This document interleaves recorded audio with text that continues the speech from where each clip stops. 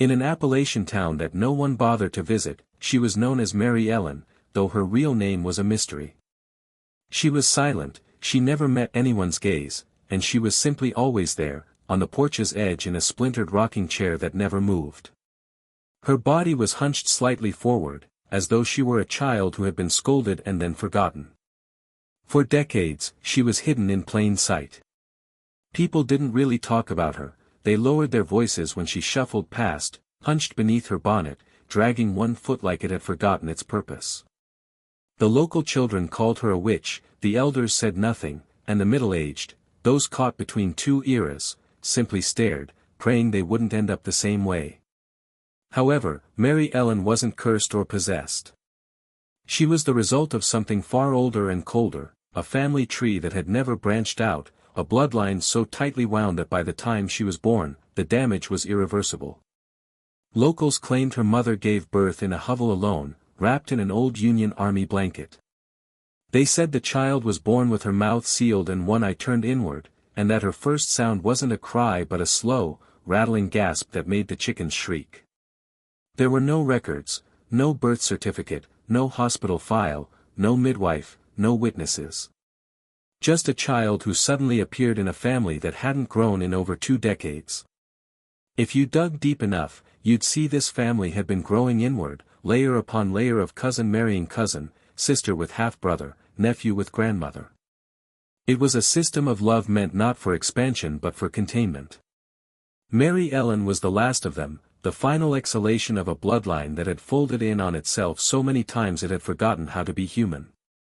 She didn't need to be hidden because no one believed what they were seeing. Yet, if you stood close enough and dared to look her in the face, you'd feel a chilling sense of recognition, as though a buried part of you whispered, "This could have been us." The town was called Elkhorn Hollow, tucked so deep in the Virginia mountains that even the mail stopped coming. No paved roads, no streetlights, just rusted signs and trees so dense you could vanish between them. The people there knew how to keep secrets, and that's what the Haydens, Mary-Ellen's family, wanted. The Hayden name once carried weight in the 1800s, when old Elijah Hayden built the first mill and claimed half the valley. They were wealthy in land, but something else, too. They never married outside the mountain. Every Hayden wedding was a reunion, and every funeral a mercy. The story goes that Elijah had 3 daughters and a son. The daughters married their cousins, the cousin's son married his aunt, and the son, well, he grew fond of his sister when no one was around. It wasn't love, it was legacy, a desperate effort to preserve the purity of a name that should have been left to decay. Generation after generation, the Haydens repeated themselves, the same flat noses, the same sloped shoulders, the same heavy silence. By the time Mary-Ellen was born, their blood had turned on itself, twisting bones, warping speech, and softening skulls like fruit left in the sun. They weren't malicious, just broken, like endless copies of a copy. Still, no one intervened. Doctors didn't visit, social workers didn't knock, and church groups didn't make the trip. The locals had an unspoken pact: leave the Haydens alone. They paid in cash, they didn't beg, and their property was marked by fence posts carved into crude human figures with outstretched arms and gouged out eyes. Maybe it was superstition, but it worked. So Mary-Ellen grew up in that hollow without ever leaving. She never saw a city or learned to write. Her world was made of dirt paths, creaking floorboards, named goats, and shadows that moved and spoke in voices that were all too familiar. She didn't smile or cry, she just watched, her gaze always tilted as if she were staring at something behind you, something deep inside you. When she reached adulthood, there was no ceremony, no suitor, just silence. Yet she lived. That's the most haunting part. She lived, not well, not fully, but for a long time, as if nature itself refused to clean up the mess. They say she lived to be 52, though it's unproven. There are no official records, no license, no census listing, not even a tombstone. Just a moss-covered patch of earth behind the house, guarded by a ring of blackened stones and a rusted, bent-backward iron cross. It was a grave marked not for remembrance but to keep something contained. Before she died, she was occasionally seen wandering the edges of town at dusk, her dress stiff with dust, her mouth twitching as if trying to form words no one had ever taught her. She didn't beg or scream or even blink. She just stood there, a relic out of time, flesh from another era. A few brave kids would bike out at night, daring each other to spot her in what they called the Hayden Watch. They told stories: her fingers were too long, her knees bent the wrong way, and if she touched you, your dreams would turn to static. Most of it was legend, but not all. Decades later, a woman swore on her son's grave that Mary-Ellen had entered her yard one night and stared through the screen door for over an hour. She didn't move or speak, just breathed slowly and raggedly like a dying animal trying to remember how its lungs work.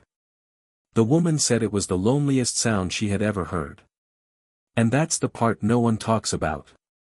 Mary-Ellen wasn't a monster or evil, she was the echo of a mistake no one had the courage to correct. Her mind was a room with no corners, and her body was a map of errors passed down like a family recipe. Yet beneath the strangeness was a profound, inherited sadness, the kind that comes not from one life but from many stacked atop each other, each generation pressing its weight on the next until something finally breaks. When the old Hayden house finally collapsed after a hard winter, they found her room still intact. There were bare floorboards, a single mattress, no lights, and on the wall above her bed, hundreds of drawings scratched in charcoal and soot. The same image was repeated again and again, a face, not hers, with hollow eyes and a cruel smile. Some believed it was her father, others saw the origin of the curse.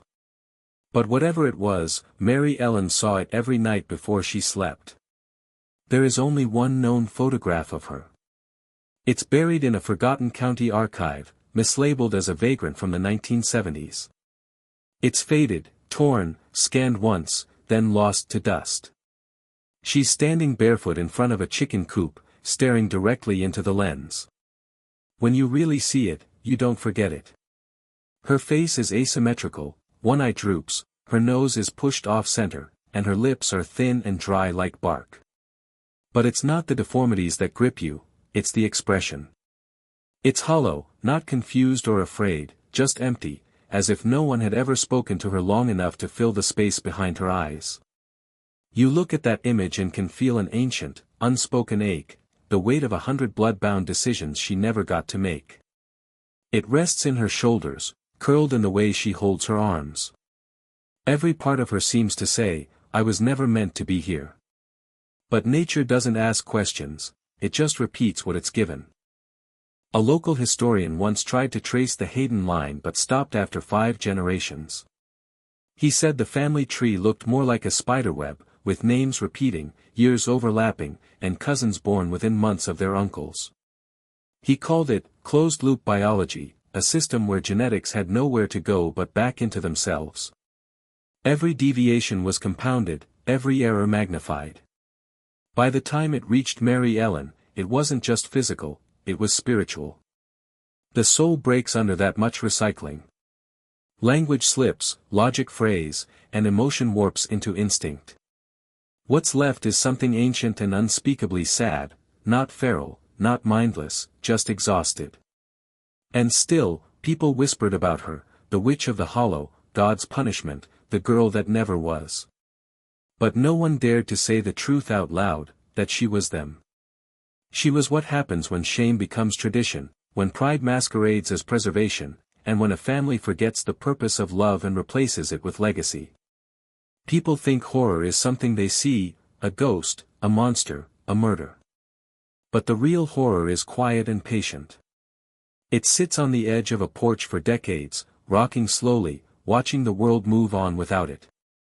If you're not careful, you'll walk right past it and never realize it was warning you all along. There was a young doctor fresh out of medical school, Dr. Carson, who came to Elkhorn Hollow in the fall of 1972, bringing a suitcase of pills and good intentions. He lasted 6 weeks. He wasn't afraid of poverty or disease, but when he met Mary-Ellen, something inside him shifted. In a letter to his mentor, he wrote that she had the saddest eyes he had ever seen, and her silence was not stubbornness but something deeper and irreparable. He tried to examine her gently. She didn't resist, but she didn't help either, just sat there watching his hands like they were alien creatures. He noted her uneven hips, fused vertebrae, and a jaw too narrow to chew solid food. But it was her mind that truly disturbed him.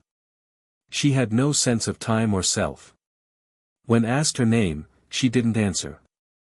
When shown a mirror, she blinked once and looked away. He asked her to draw, and after staring at the paper for half an hour, she began to scribble furiously, not shapes or letters, but loops, spirals, and tunnels, as if trying to dig through the page to escape. Dr. Carson left that winter. No formal diagnosis, no report filed. He later told friends he hadn't met a patient, he'd met a relic, a living record of what happens when a family stops evolving and starts collapsing inward. He said she haunted his dreams for years, not with screams but with stillness. In an interview decades later, he said, "If you're still watching this, you're braver than most. Most people turn away when the truth looks like that, twisted, silent, and inescapable."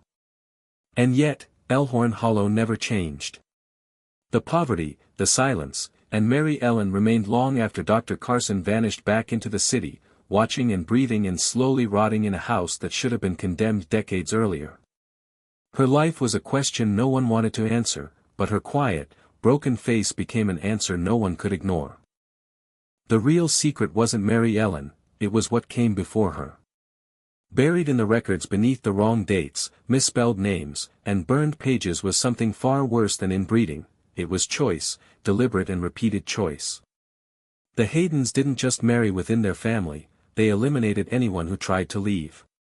In 1903, 3 sisters, ages 11, 13, and 16, disappeared. The local sheriff called it a runaway case, but a midwife's journal from that year told a different story. She had been called to the Hayden property weeks later, not for a birth, but for 3 shallow graves. The girls were found with burlap sacks over their heads, their throats slit clean. No one was ever charged. The journal was hidden in the wall of the midwife's cabin, with a note on the last page written in shaking hands, "The Haydens feed on themselves. The purest bloodline is the one that never mixes, never questions, never escapes."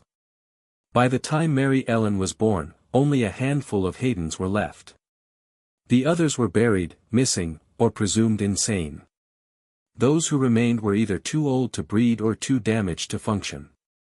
She was the last gasp of a lineage that should have ended long before.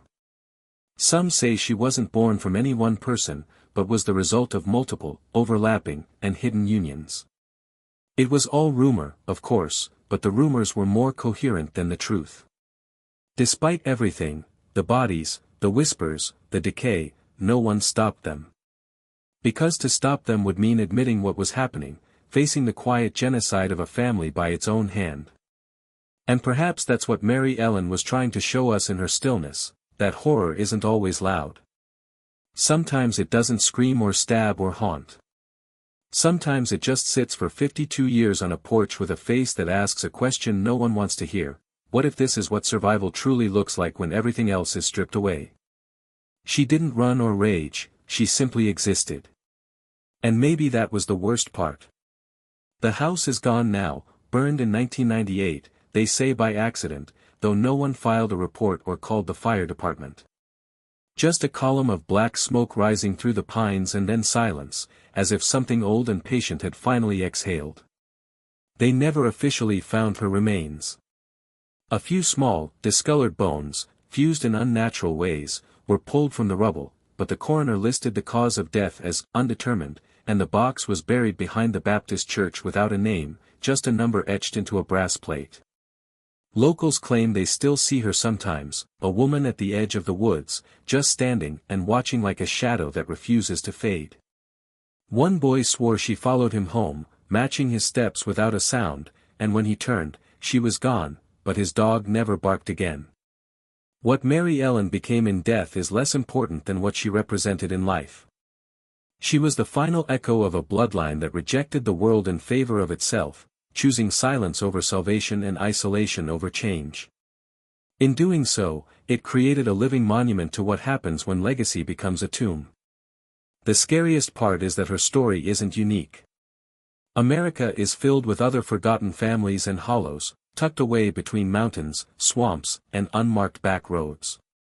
Pockets of history deliberately unrecorded because what lives there doesn't fit into textbooks. It's too raw, too grotesque. Mary-Ellen isn't a ghost, she's a warning about pride, blood, and how far a family will go to protect itself from the world, even if it means destroying its own future. You won't find her in history books or documentaries. But if you ever pass through a place where the trees feel too still, where the air presses heavy on your chest, and where locals say, "Don't go that way," without explaining why, you might have gotten close. Close enough to feel what she felt her entire life, unseen, unspoken, unavoidable. And if you listen carefully, you might still hear it, that slow, rattling breath, like something half-human still trying to remember how to be alive.